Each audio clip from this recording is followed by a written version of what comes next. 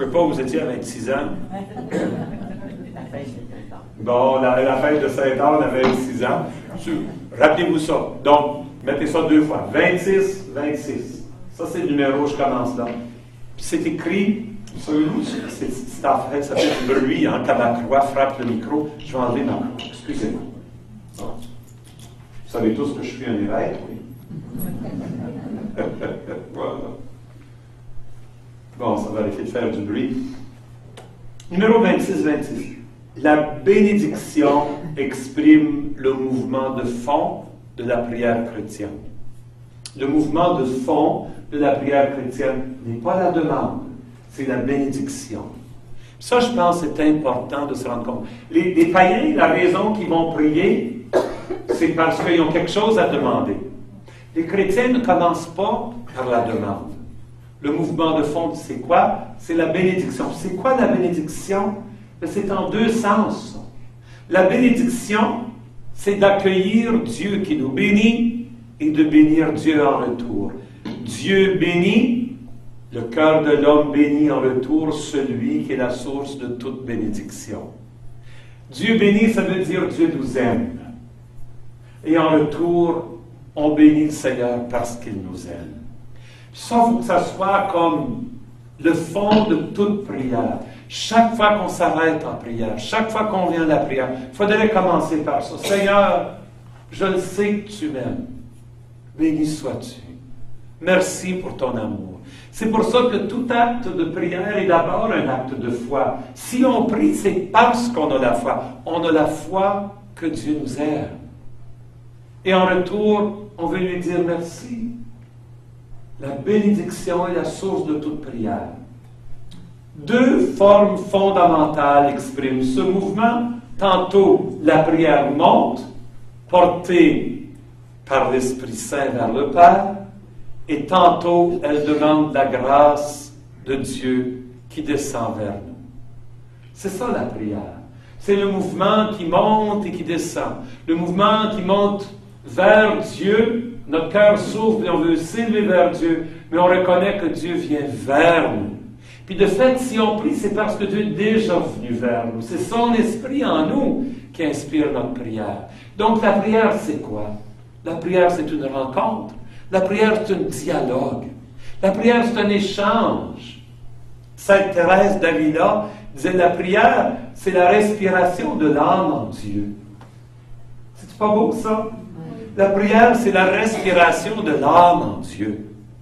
On découvre que Dieu est présent, on devient conscient que Dieu est présent et on se met dans la présence de Dieu. Ou la vieille histoire du paysan qui était à l'église en train de prier, puis le curé d'Ars le rencontre, puis le curé d'Ars lui dit « Qu'est-ce que tu fais dans ta prière? » Puis il dit « Je l'avise et il m'avise. Je le regarde, puis il me regarde. » C'est cette rencontre-là, c'est le double mouvement de la prière. C'est la bénédiction.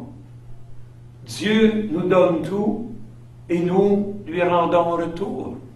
C'est le mouvement qu'il y a dans la Trinité. Le Fils se reçoit du Père et il retourne tout au Père et le don qui circule entre le Père et le Fils, c'est quoi? C'est l'Esprit Saint. Et c'est ça la prière. C'est pour ça qu'on prie avec Jésus et en Jésus. Parce qu'on entre dans le mouvement de Jésus. On reçoit du Père et on redonne au Père. La prière, c'est un dialogue. La prière, c'est une rencontre. La première attitude de la prière, c'est l'adoration. L'adoration est la première attitude de l'homme qui se reconnaît créature devant son Créateur. L'adoration. Il y a ce beau passage, vous connaissez la rencontre de Jésus avec la Samaritaine. Et avec la Samaritaine, la Samaritaine dit, vous les Juifs, vous dites que c'est à Jérusalem qu'il faut adorer. Nous, les Samaritains, nous disons ici, c'est sur le mont Garizim qu'il faut adorer. Jésus dit, l'heure vient où vous adorerez en esprit et en vérité. Voilà les vrais adorateurs que mon Père cherche. Les adorateurs en esprit et en vérité. Adorer, ça veut dire reconnaître que tout vient de Dieu. C'est de reconnaître que Dieu est le centre de ma vie, le sens de ma vie. C'est pour ça qu'on ne peut qu'adorer. On ne peut adorer que Dieu seul. Adorer quelque chose d'autre, ça voudrait dire que l'autre chose est le centre de ma vie, le sens de ma vie. Mais il n'y a rien d'autre, il n'y a personne d'autre qui soutient ma vie, qui me garde dans la vie, qui me donne la vie. Et en fin de compte, vers qui est-ce que je vais? Je vais vers Dieu. C'est de lui que je viens et c'est vers lui que je vais. Tout vient de lui. Et à ce moment-là, adorer, c'est tout simplement reconnaître ça. Adorer Dieu. La bénédiction, le dialogue, l'adoration. Ça, c'est le fondement de la prière. Et c'est dans, on pourrait dire, cet écrin-là. Vous savez, on parle dans un beau bijou, on le place dans un bel écrin, qui l'entoure pour le fabriquer. C'est dans cet écrin-là que se place la prière de demande. Dans ce nid-là qu'on place la prière de demande. Dans le nid de l'adoration, de la bénédiction et du dialogue qu'on vient placer nos demandes. La prière de demande. Et le catéchisme dit, par la prière de demande, nous traduisons la conscience de notre relation à Dieu. Créature, nous ne sommes ni notre origine, ni maître des adversités, notre fin ultime, ni notre fin ultime. Prier, faire une demande, c'est reconnaître qu'on est vulnérable. C'est reconnaître notre petitesse. Si on pouvait tout contrôler, on n'aurait pas besoin de demander. Il y en a qui sont trop fiers pour demander. Trop fiers pour demander au Seigneur, trop fiers à demander à d'autres pour de l'aide aussi. Vous connaissez du monde comme ça. Ma mère, elle me téléphone, elle me dit, t'es-tu allé voir un docteur là, pour ton rhume? J'ai dit, mais pas besoin d'aller chez un docteur. T'es-tu trop fier là, pour y aller?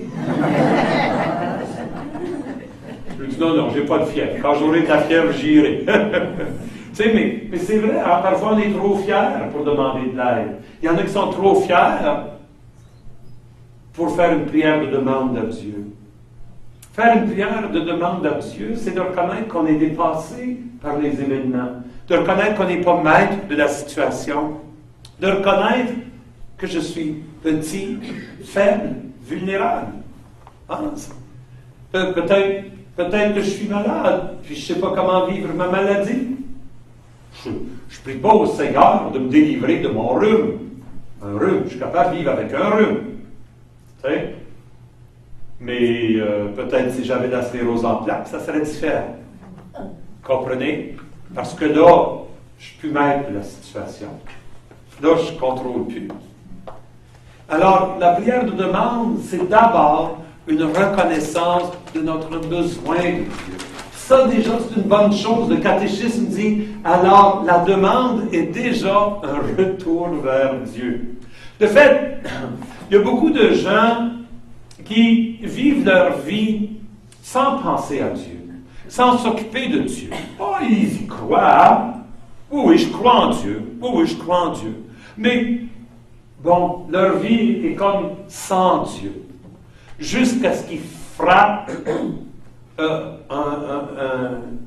un obstacle qui, là, les défait complètement. Là, ils rencontrent une épreuve qui les déboussole. Puis là, pour la première fois, peut-être dans bien des années, ils se mettent à genoux, ils se mettent à prier. C'est la prière de demande. Elle n'est pas dans le nid encore, elle n'est pas dans le nid de la bénédiction et de l'adoration et du dialogue, mais au moins c'est le début d'un retour. Il faut aller plus loin que ça, il faut espérer que la prière grandisse, qu'elle évolue, mais c'est le début d'un retour. On reconnaît dans la prière de demande que nous avons besoin de Dieu. Mais la prière de l'Église, elle est toujours portée par l'espérance, même si nous sommes dans l'attente. Parce que Jésus est ressuscité.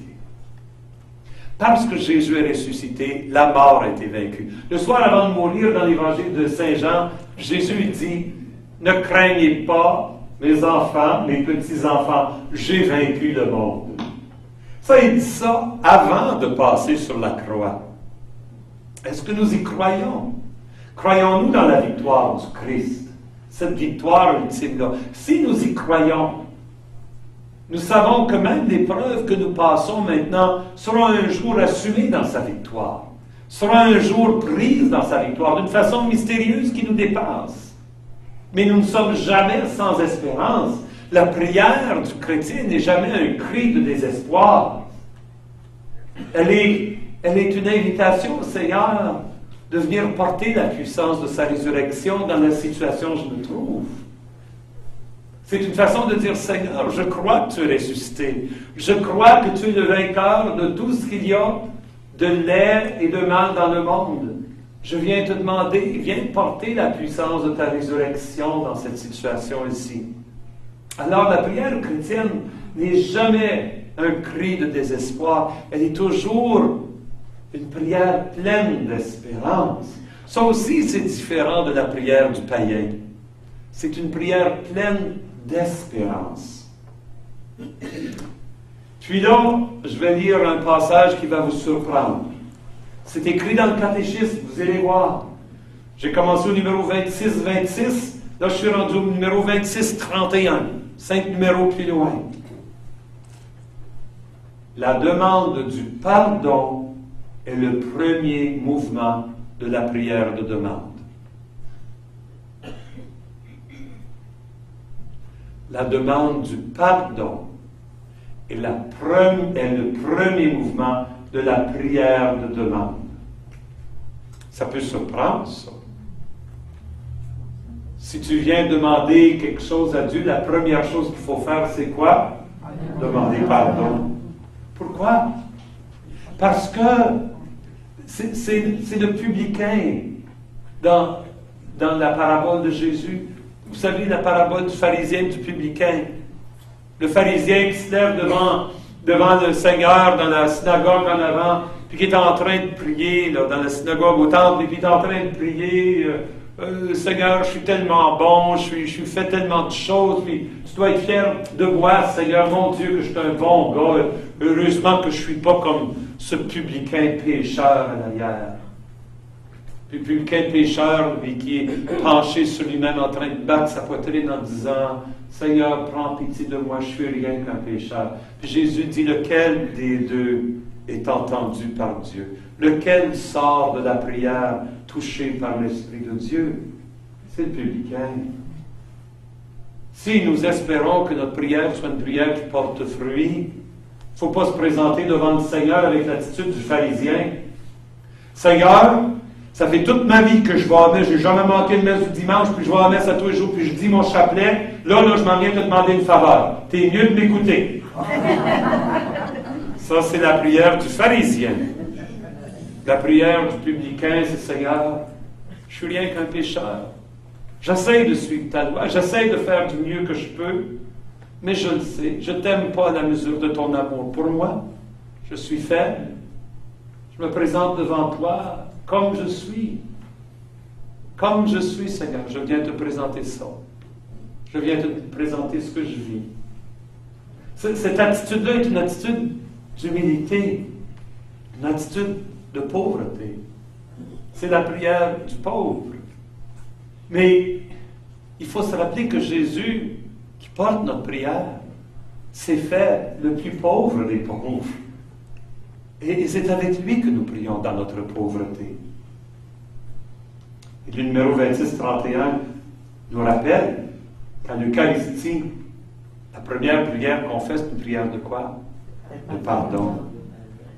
Dans la prière de l'Eucharistie, on commence par demander pardon.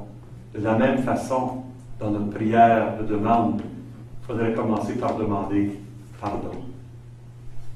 Puis ensuite, le prochain numéro,